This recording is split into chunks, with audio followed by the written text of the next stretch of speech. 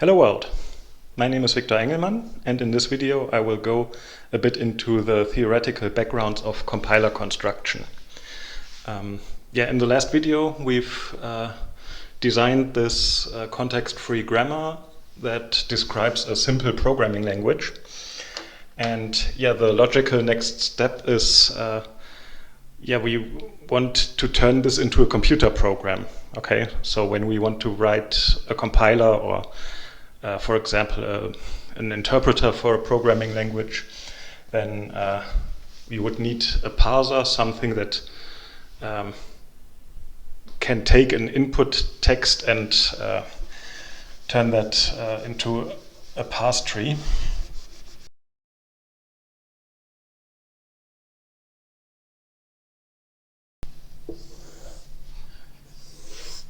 Okay, so the idea is now we have our context-free grammar, and we want to turn that into some program, let's say a CPP, C++ source code, so that we can compile that into some binary, which will then take raw data like a source code, basically. Something like x equals 5 if x larger than 0, y equals 1, else y equals -1. You know this example from last time. Just a little program that determines the sign of x. And this just as raw data, as text file. We want to feed that into our program and then get this in a structured way as the parse tree of that text, right? So we want this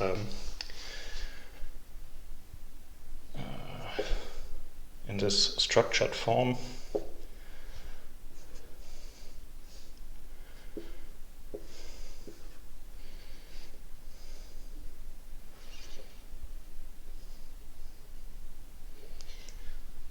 This should become an assignment, right, for this x equals 5.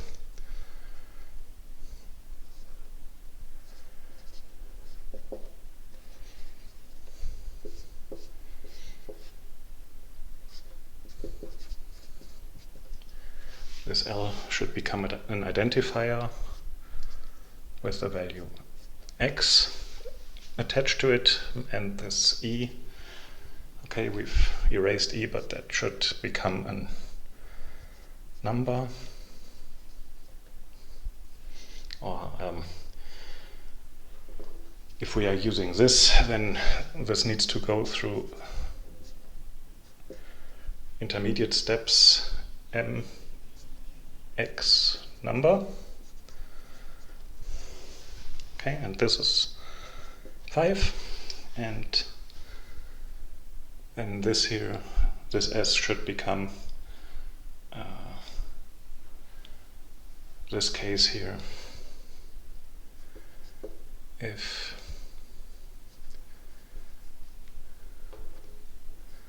open B, close S, else S.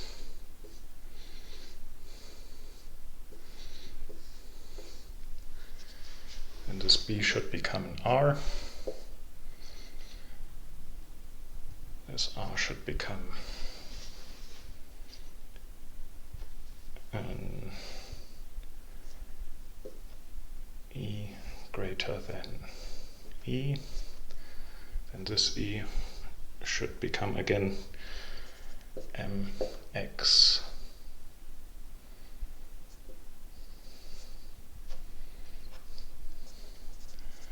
identifier. This E should become mx number.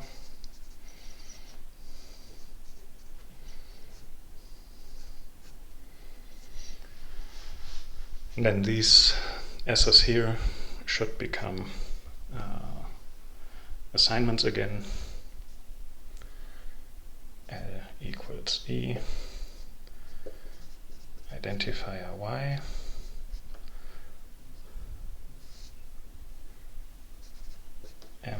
mx number 1, and this should become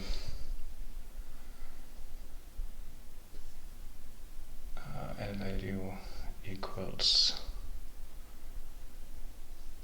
arithmetic expression, L value is the identifier Y again, and this arithmetic expression again goes E m x number -1. Okay, so we want to put this raw data, this text file, into this program, this binary file, and then we want to get out such a structured representation of that code in this tree-like form. Yeah, as I said, that's called a parse tree, or also an abstract syntax tree. AST is a very common term that you see in that domain of compiler construction.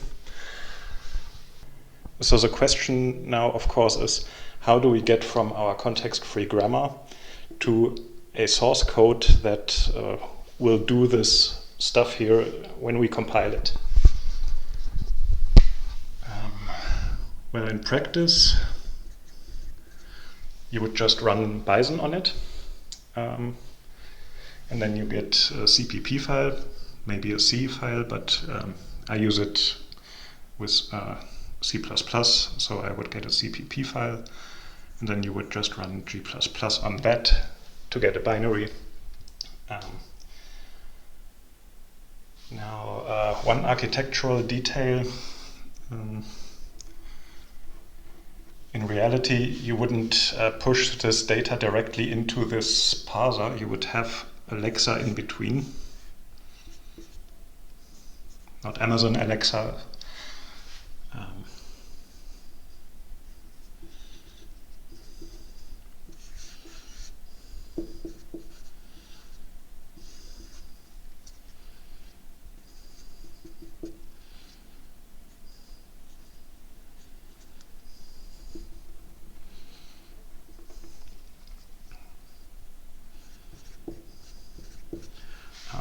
Also called a tokenizer or a scanner. And they are typically constructed from regular expressions. So, so you would describe these different tokens here, like equals, open, close, if, while. You would describe them with regular expressions. And for example, you would have a regular expression for comments that would just throw comments out, and a regular expression for white space that just skips white space, so that the parser doesn't have to deal with stuff like comments and indentation, right? So so that's the first pass that you do, the Lexa, and then you get a token stream out of that, and these tokens correspond to these keywords like if, open, else, while, stuff like that. But that's just, that would not absolutely be necessary, but it makes things easier, so just wanted to mention that. But okay, let's talk about how we can get from a context-free grammar to a program that can interpret this structure into a token stream.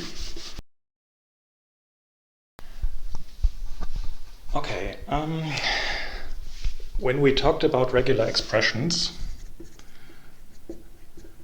we had this Thompson construction that turned our regular expression into a non-deterministic finite automaton. And we had the this state elimination algorithm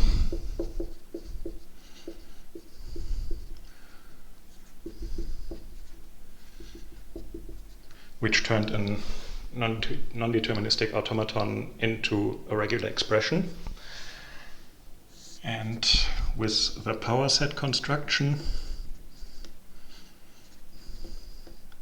you can turn a non-deterministic finite automaton into a deterministic finite automaton.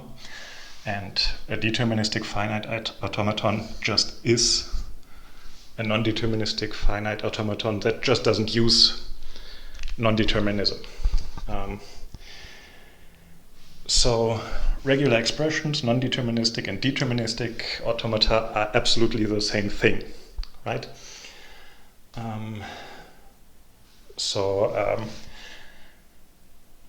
When you put a regular expression, for example, into grep or z or whatever, it probably internally turns that into a non-deterministic finite automaton and then applies that to some input string to find out, hey, is that a legal input string for that regular expression? It might even turn it into a deterministic automaton. Deterministic automata are a bit better insofar that it's a bit, you can test if a string matches a deterministic automaton a bit faster than a non-deterministic finite automaton. But this power set construction is quite slow. So a non-deterministic finite automaton of size n can become a DFA of size 2 to the n. So this is an exponential time algorithm. Necessarily, so there are just examples where the resulting deterministic automaton is actually really 2 to the n times this, the size of the NFA. So yeah, that might be too expensive, but testing a string against a non-deterministic finite automaton is not so bad. So you don't lose much time compared to a deterministic one. The difference between non-deterministic and deterministic finite automata is that for input strings, there might be different paths through the automaton for NFAs, but for DFAs, there can be only one path. But that's not such a big problem for NFAs because you just need to keep track of where in the automaton you can be at any time. And that only costs you a factor of n.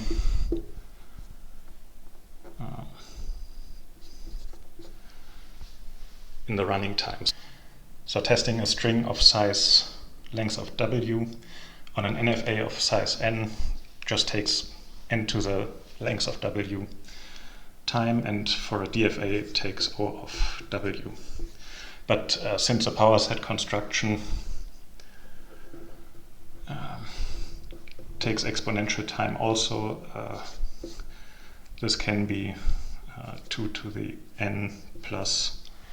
And yeah, okay, for large n this might just be too expensive, and that's why you might not do this step. But anyhow, what I want to say is that for normal automata, non-determinism is not such a bad thing. It only costs you a factor of n. When you have a context-free grammar, there is a notion of non-deterministic push-down automaton. A push-down automaton is like a normal automaton. So it also reads the input from left to right, but it's allowed to to not take a step at some points in between reading the data, and it's allowed to use a stack. So and yes, stacks are always very closely related to recursion. So as I said, context-free grammars are like automata plus recursion, right? So from a context-free grammar, you can quite easily construct a non-deterministic push-down automaton. I don't want to go into how you can do that. You can do the opposite also. And you can have a deterministic push-down automaton, which is a non-deterministic push-down automaton that doesn't use its nondeterminism, just like up here. But yeah, the problem is this step. This step just doesn't work. Because in fact, there are context-free grammars for which no such deterministic push-down automaton even exists. Like, for example, the language a to the n, b to the 2n, or a to the 2n, b to the n. I don't want to go into why that doesn't work, but that's a language that contains a, b, b, or a, b, b, b, b, or a, b, a, b, b, and so on. Yeah, and for that language, there just is no deterministic push-down automaton to read that. For each of these languages, there is, but you just cannot, you would have to make a decision right at the start which one of them you would try to use, and yeah, you just can't do that. Okay, so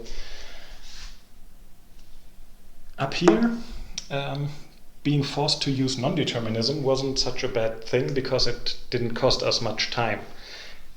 For context-free grammars, we don't have that luxury. Because here you only needed to keep track where in the automaton you could be at any time. Here it's just not that easy because on different paths through the automaton, you might have different stacks. And that's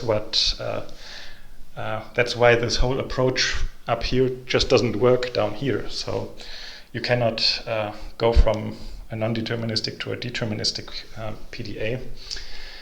And that's bad because, well, a deterministic PDA, that would be, again, only O of length of the input. That would be good. But yeah, since we cannot guarantee to get over there, we might have to stay over here, and over here we have the Koke-Younger-Kasami algorithm, which is a relatively complicated algorithm. It has a running time O of input size cubed. And that's really bad. And also from a context-free grammar, you first need to turn that into the Chomsky normal form. I didn't even explain what that is, but that's another step on top of it. For context-free grammars, there are not so many great websites as for regular expressions, but I found a few very good ones, and yeah, here this one from Stanford allows you to create a context-free grammar, and then I think they are using the Koke-Younger-Kasami algorithm, so input some text and then it gives you a derivation of the input from the context-free grammar. Yeah, this online tool has a few drawbacks. the start symbol needs to be called S for 1. The non-terminals can only be one character, so I don't think you can use them on the right hand side, so you cannot generate them in any way. Yeah, the biggest problem that I have with this website is that it's sensitive to white space. So if you have S goes to ST, so I'm just flipping around the meaning of S and T here.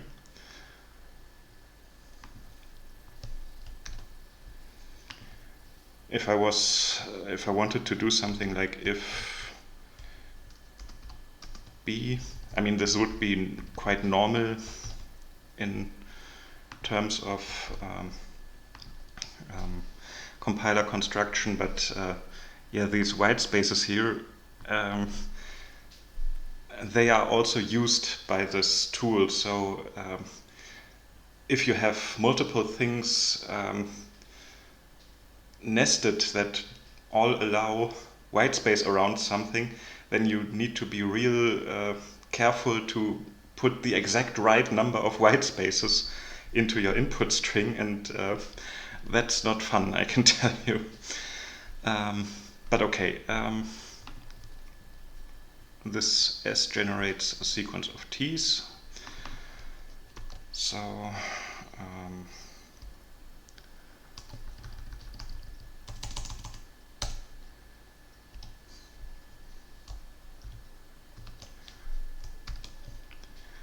I will just do this whole thing without any white space. So then you cannot use white space in your inputs, but okay, we're gonna have to live with that.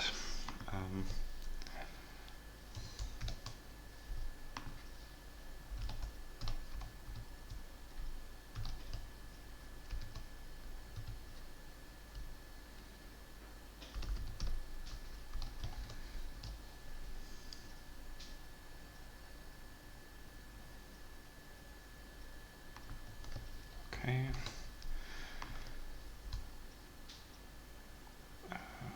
Yeah, I will just create a few rules that correspond to the ones that we've had.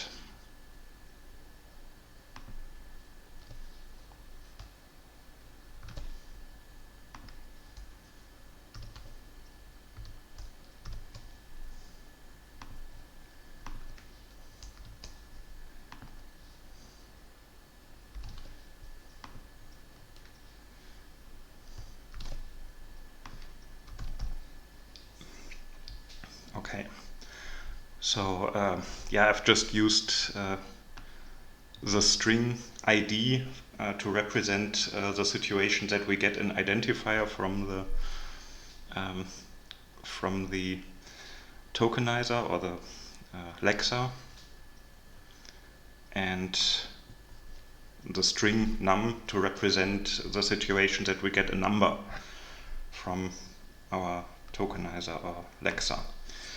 Okay, so if that's my grammar, that's only the part of the grammar that we would need to do something like identifier equals number, semicolon, then if identifier less than number,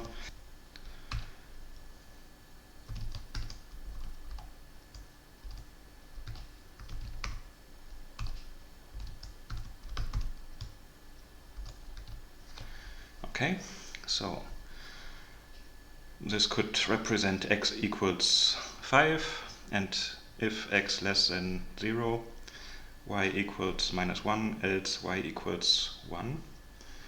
And now we can click on C derivation. Yeah, and this tells us not exactly the parse tree, but yeah, we could reconstruct the parse tree from this. You know, we start with S, create an ST, STT, TT, And then the first t is replaced with identifier equals expression. Then this expression is replaced by number. Then this t is replaced by if b s else s. Then b is replaced by an r. Then r is replaced by expression less than expression. Then the first expression is replaced by an identifier. Then the second expression by a number. And then in here we turn this s to an st, the s to an to nothing. So s becomes st, and then just t, and then that t becomes identifier equals expression, and then that expression becomes number. Yeah, here it is. And then the other block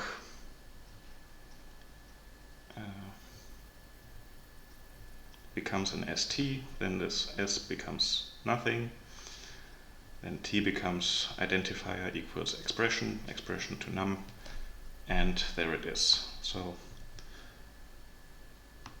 this you could construct your parse tree from this information, but yeah, this really kills the whole deal, because input length to the power of 3 is really bad for a programming language, because imagine if you just take a source code of size 50 kilobyte, take that to the power of 3, and you are already in the trillions of instructions that you would need to go through to parse that, and that would just be too slow for large source codes. So what we need to do now to deal with this in practice is, we need to look at this dotted arrow here, because we really need this running time. And so we need to look at our context-free grammars more clearly and look harder at it in a way. And then we need to find out, maybe our context-free grammar has some properties that allows us to turn it into a deterministic push-down automaton, or effectively a recursive computer program. So that's what I want to talk about today. Okay, so for turning a context-free grammar into a deterministic computer program, an idea that might just jump at you is you might take all these nonterminals here and turn them into functions, like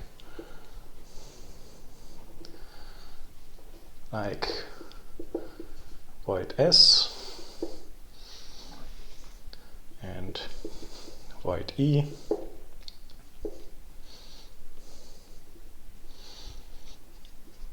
and void x. So I might look a bit ahead into the token stream that's coming at me. So I might get some look ahead.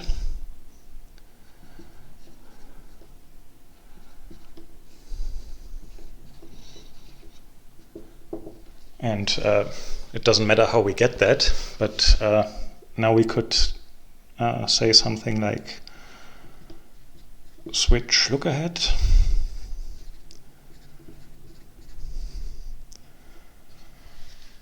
And depending what the next token is, we might do different things. Like if the next token is an identifier, then we are in this rule here. So case identifier.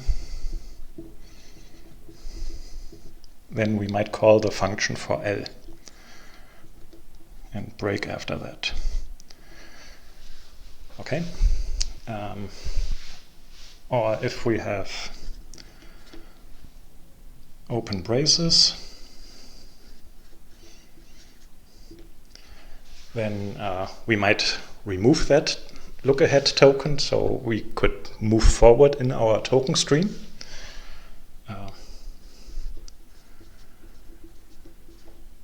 Let's just say we call that function consume, so that removes the first token from the token stream, and then the look-ahead is the next thing. So we've removed that open braces. Then we call the function for t, and then so the next thing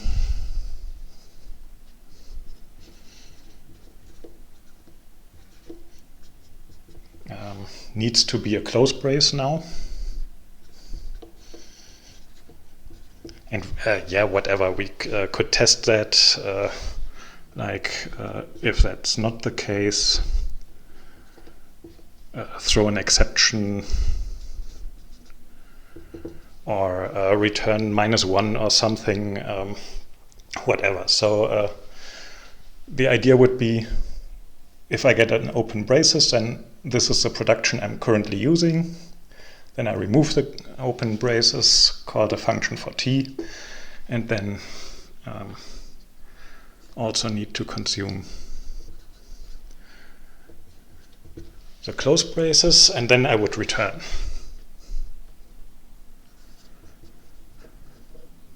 Right, so then I'm done with this thing, and I would return back from the call to S.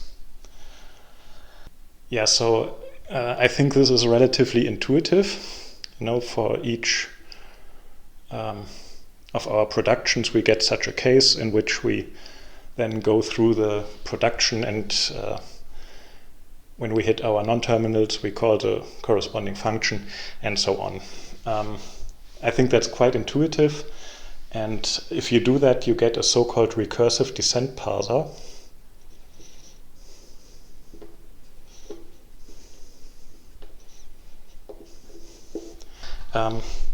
But the problem is this doesn't always work.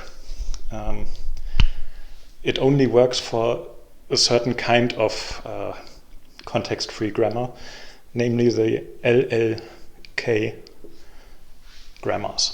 So we only have a look ahead of 1 here, so that means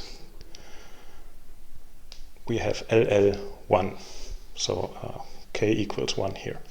And yeah, in practice you would normally not take more than a look ahead of 1, because things just get too big and messy if you take more than 1. So you would usually try to survive with only 1 look ahead. So when at the start of S you only want to look 1 token into the stream, here 1 look ahead. What's the first token that we can get in that production? Now notice here the first production didn't actually have an identifier in the production itself. This identifier would come from the L. So so determining when we need to go into which production, that's not so trivial. You need to look at the look-ahead sets for each production, and the look-ahead set for each production consists of the first set and the follow set. So yeah, for something that starts with a token like while or if, yeah, the look-ahead set is just if, here it's while, here it's open braces. The problems start when you have multiple productions with the same look ahead. You know, here this would, I mean, what do you do when you get an if as look ahead? In this case, you can solve that with so-called factoring. You would just have another non-terminal z, remove one of these, and then get production z to else s or nothing.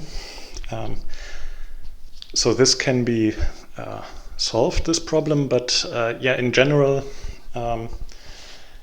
it just could happen that different productions have the same look ahead.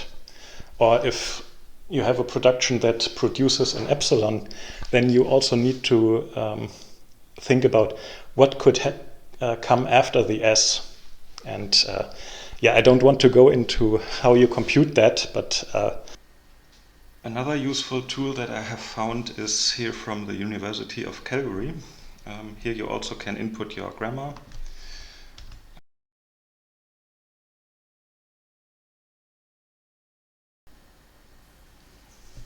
Okay, now you can click here on View Vital Statistics, and yeah, this gives you a lot of information about the context-free grammar, like the first set, the follow set.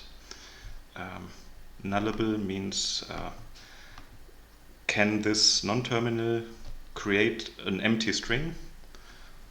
And S is the only one that can do that because of this rule here. Everything else generates at least one terminal. And yeah, it gives you a lot of information about the grammar. Like here, the grammar is not LL1 because E is left recursive, right? E, E. And yeah, you have some tools here like try to transform to LL1 that might attempt to do something like factorization that I've talked about. Generate an LL1 parsing table, generate an LR0 or SLR1 automaton. These three I have not talked about, so we will ignore them for now. But yeah, this is really a useful tool here to try something out and analyze your context-free grammar and see if you have some problems in there, and what are the problems if there are any. Yeah, I think that's. I think this gives you an idea of how you can, of what an LL grammar is, and how you can turn such grammars into source codes. One problem that you have with LL grammars is when you have a left recursive rule like this, E goes to E plus M, for example. Now, whatever your other productions are,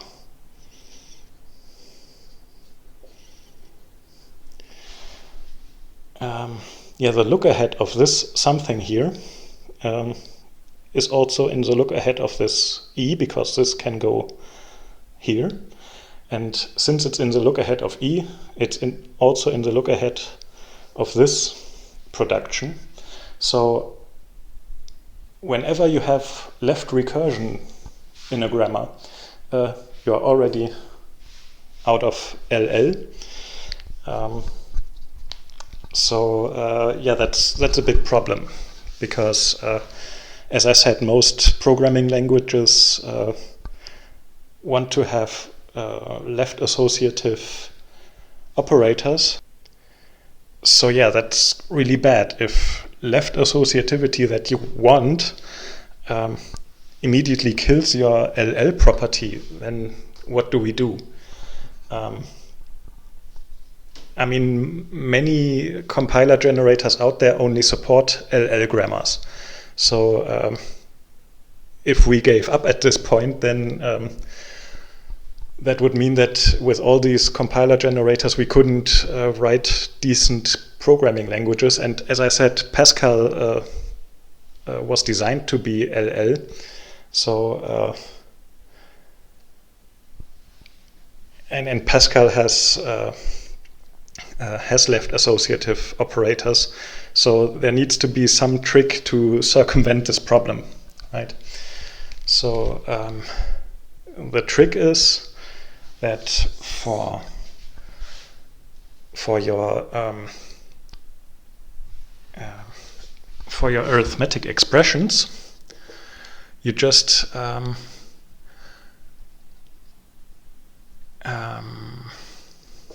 do something like xe or empty.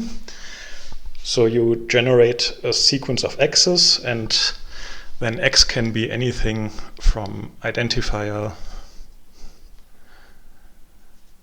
plus, minus,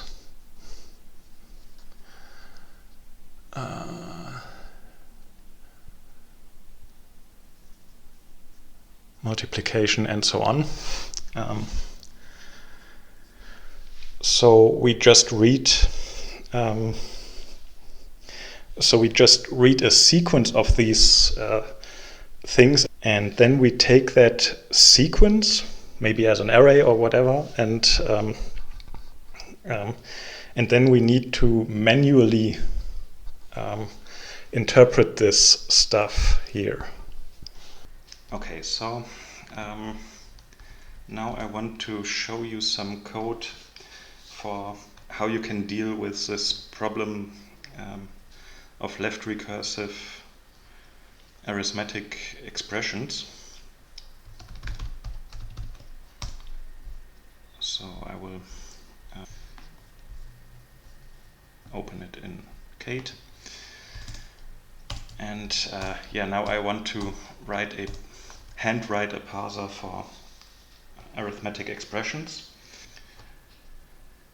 Now keep in mind, our context-free grammar looked like this.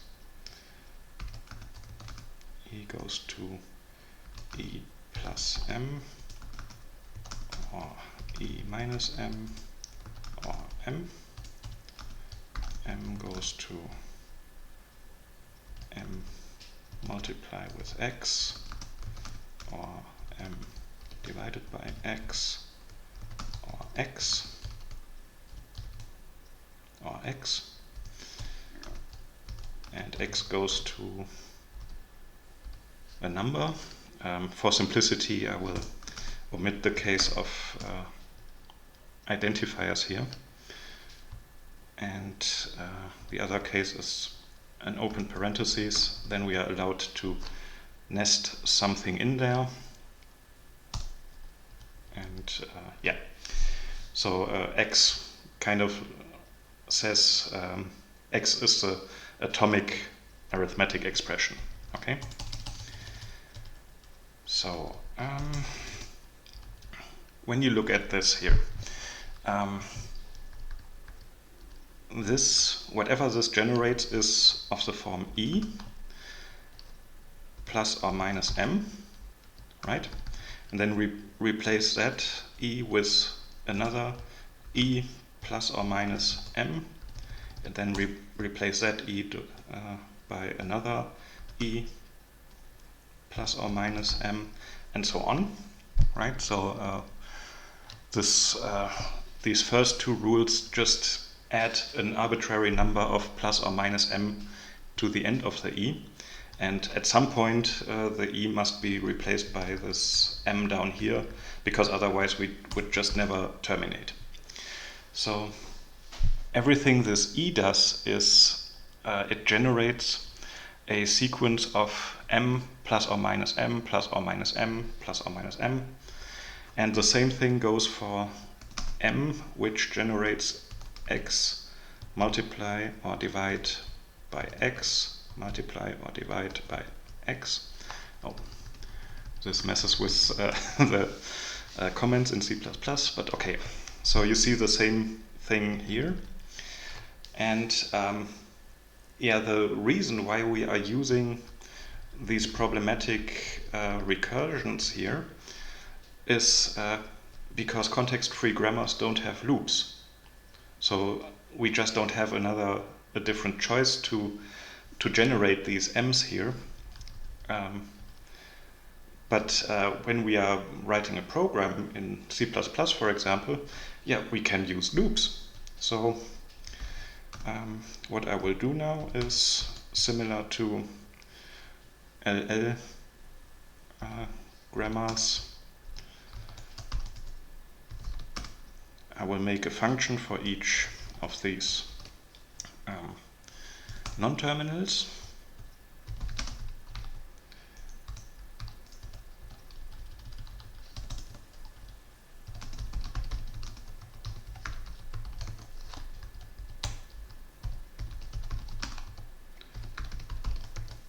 Okay. And yeah, in here,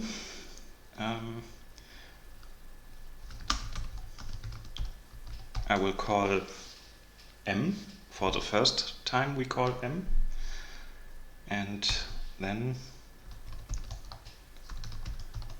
I will just handwrite a loop that replaces this recursion, and in here we will then take this temp and either add or subtract another call to m from this. Okay, so this is our basic idea here. So well, to decide if we add or subtract the next one, we need to have some indication what we are supposed to do next. So I will put a string in here which contains the arithmetic expression and a reference to an integer for the offset where we are in our parsing procedure. So yeah, the first call will just pass the same values to m.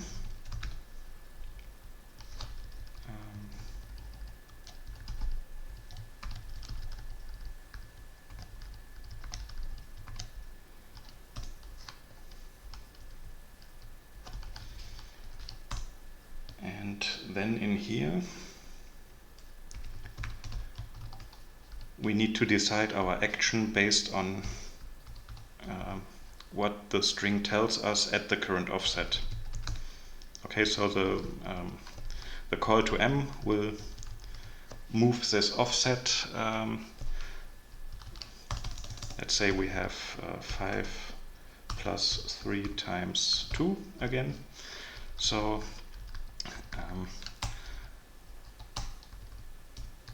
so we start at offset 0, and then the call to m is supposed to move the offset right to the right of the 5, and then we need to look at, we get a plus, so the next result we get from m needs to be added to our result.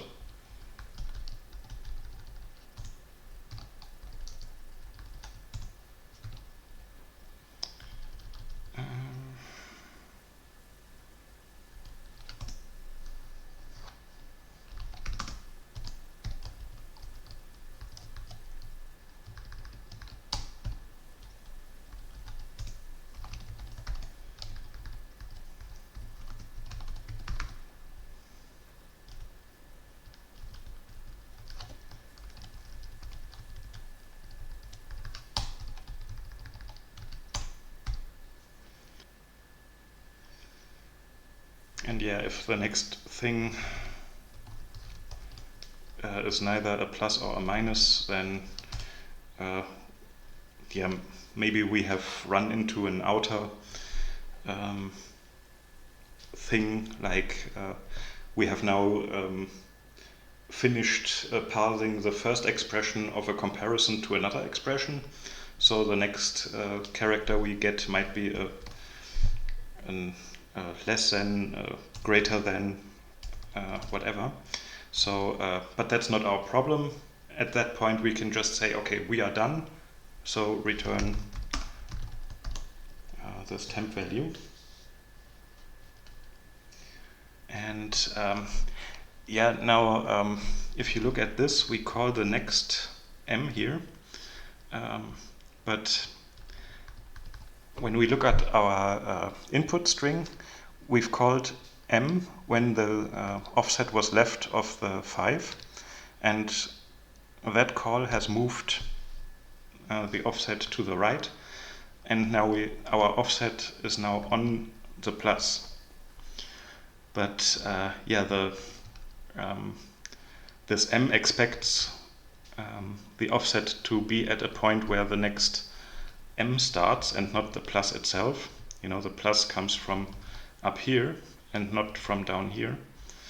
So we need to kind of remove that plus by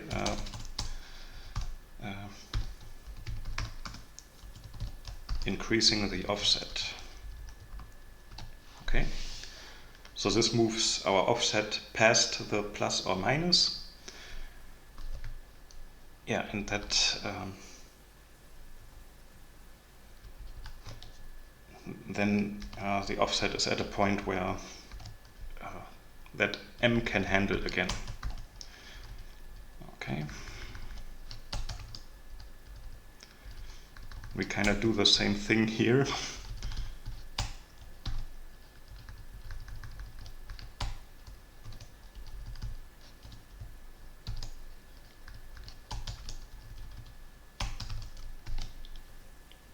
Okay. So m is basically the same thing as e, but we have divide and multiply instead of plus and minus, and we have x instead of m. Okay, so let's look into this x function.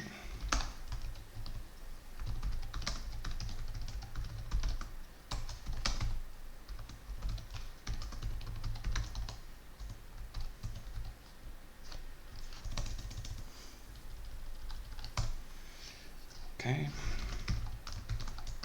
we initialize our temp with 0 because x doesn't necessarily call anything recursively, so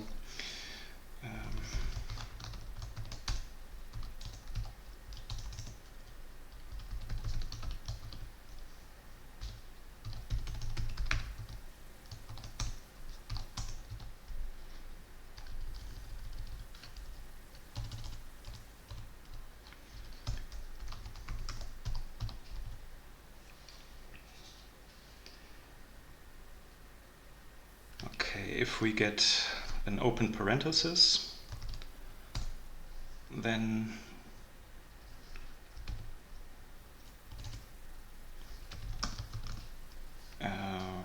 yeah, in that case we move the offset past the open parenthesis, and then we call e. You know, that's this case here.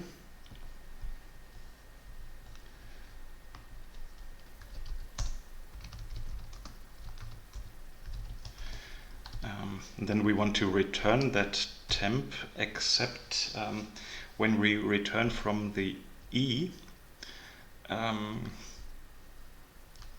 then that e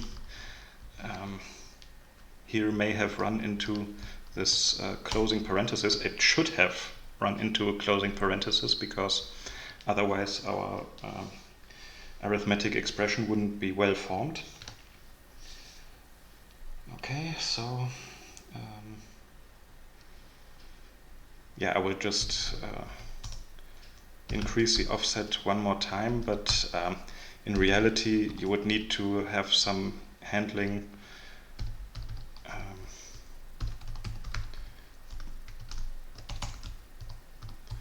if you don't have a closed parenthesis as the next character, then you have some error, okay? But I will omit that here for simplicity.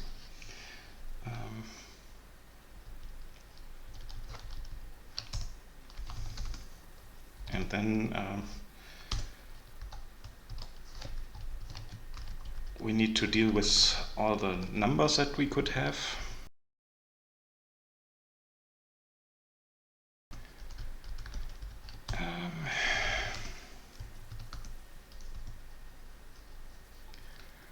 So if we get a number, okay, for now I will just pretend there are only numbers with one digit. So if we get a one-digit number, then I will set temp to s offset minus character 0.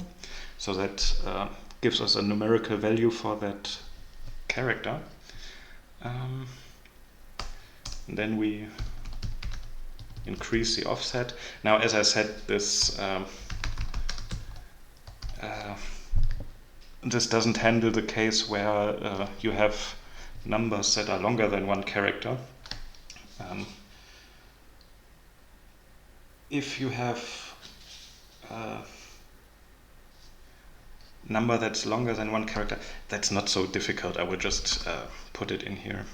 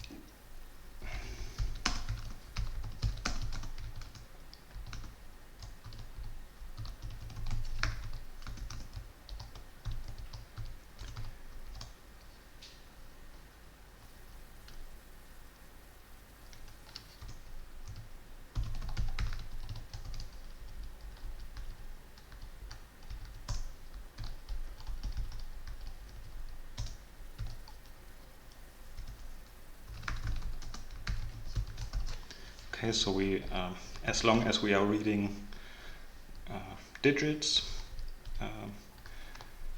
we push them to the end of our result by moving our result one character to the left, and then adding that new character to the end.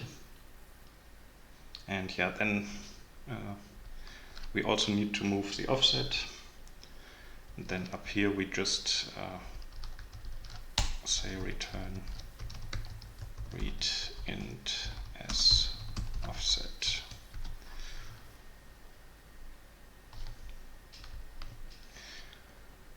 Okay, so this looks pretty good. Now we need a main function.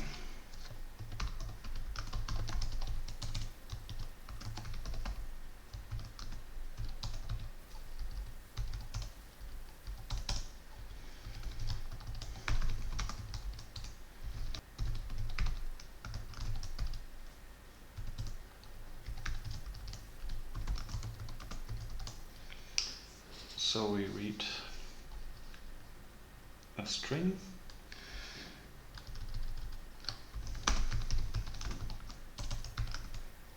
then we put that into our call to E,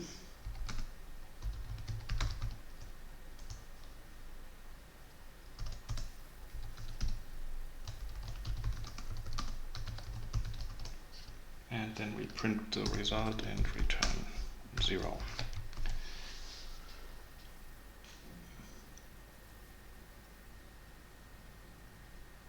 Okay, yeah, let's try this.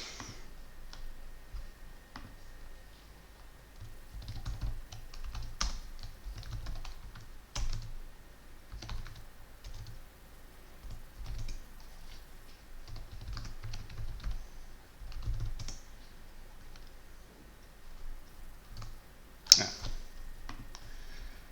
We need a forward declaration for this.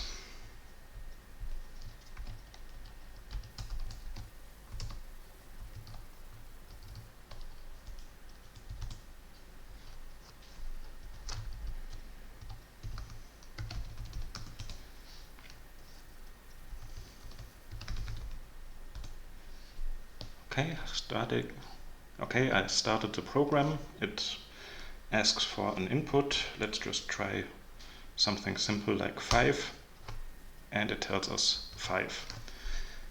We might want to put another end line here. So an arithmetic expression that's just one number gets correctly parsed as that number. Let's try 5 plus 3 is 8. 5 plus 3 plus 2 is 10.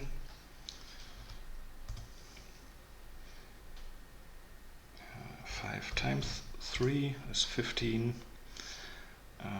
Okay, this is looking pretty good so far. So let's look into our operator rank. 5 plus 3 times 2. That should be 11, right? If it were 16, 5 plus 3 equals 8 times 2, 16. If we get 16, that would be bad. We expect this 3 times 2 to be evaluated first to a 6, and then we get 5 plus 6 is 11, and we get 11. That's nice. But let's try with parentheses. 5 plus 3 times 2. Now we get 16. Okay. So yeah, this is pretty cool, I think. I mean, this is not very much code. It's just around 100 lines of code, and that fixes our problem with this left recursiveness of the grammar. Okay, so now we know some way around this problem that left associativity kills LL properties, but yeah, still in practice these cases need to be so distinct. That's really a problem still in practice, when you look at LL programming languages, they are always a bit unelegant, if you ask me. Like BASIC or Pascal, they always have these strange syntax features where they announce what you want to do next.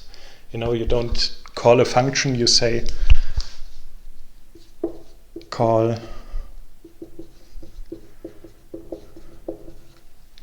function name something, or set a value to something. You always have these prefixes, which, if you look at this construction, you see why they have that, because this forces the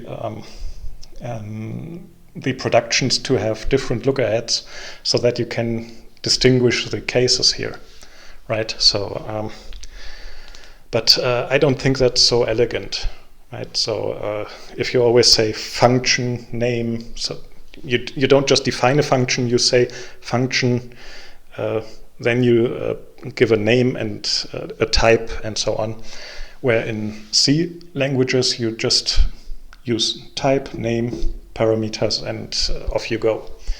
I think that's just more elegant, and yeah, that's something that you get when you have the LRK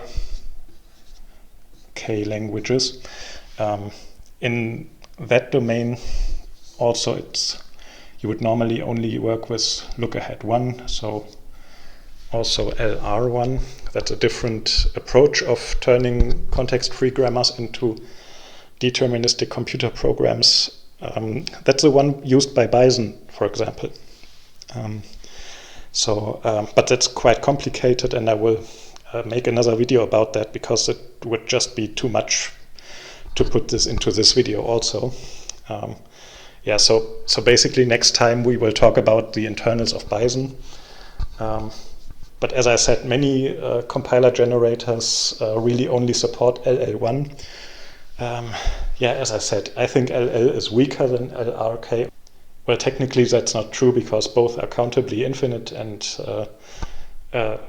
contain grammars that the other doesn't. So therefore they are incomparable technically. But since LL forces these strange prefixes on you and LR doesn't, I think it's fair to say that LR is more powerful because it allows you to make more elegant grammars. So yeah, I think that's really an interesting topic that we will talk about next time. So don't miss that. And if you liked this video, like it, share it, subscribe. And yeah, see you next time when we go into the internals of Bison. That's really interesting. Don't miss it.